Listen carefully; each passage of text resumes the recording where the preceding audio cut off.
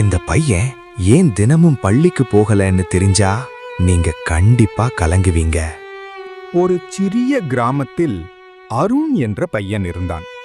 அவன் எப்போதும் அமைதியாக இருந்தான். பள்ளிக்கு போகவே மாட்டான். அவனுடைய அப்பா அம்மா கூட இல்லை. அவன் பாட்டியுடன் மட்டும் வாழ்ந்தான். ஒவ்வொரு நாளும் அவனுடைய நண்பர்கள் எல்லாம் பள்ளிக்கு போகும்போது அருண் மட்டும் எங்கோ வெளியே போய்விடுவான். கிராமத்திலே எல்லாரும் அவனை பற்றி பேசுவாங்க. இந்த பையன் எதுக்கு இப்படி இருக்கான்? பள்ளிக்கு போக மாட்டானே, தவறான வழிக்கு போயிடுவானோ? ஒரு நாள் ஒரு ஆசிரியர் அவனை கவனித்தார். அவன் எங்கே போகிறான் என்று பார்க்க அவரும் அவனை பின்தொடர்ந்தார். அருண் நேராக ஒரு பழைய குடிசை வீட்டுக்குள் போனான். ஆசிரியர் மெதுவாக உள்ளே பார்த்தார். அங்கு என்ன தெரியுமா? ஒரு வயதான பாட்டி படுக்கையில் படுத்திருந்தார். அவருக்கு உடம்பே சரியில்லை.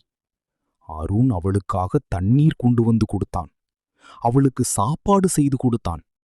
அதோடு இல்லாமல் அவன் சிறிய வேலைகள் செய்து சம்பாதித்த பணத்தை அந்த பாட்டிக்கு மருந்து வாங்க பயன்படுத்தினான்.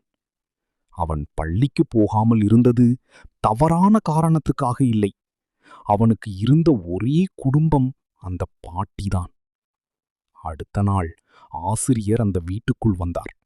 அருணிடம் கேட்டார், நீ ஏன் பள்ளிக்கு போகல? அருண் கண்களில் கண்ணீர் வந்தது. எனக்கு படிக்கணும் சார், ஆனா இந்த பாட்டியை கவனிக்க யாரும் இல்லை. அந்த வார்த்தைகள் ஆசிரியரின் மனதை உடைத்தது. அடுத்த நாள் முதல் அந்த ஆசிரியர் ஒரு முடிவு எடுத்தார்.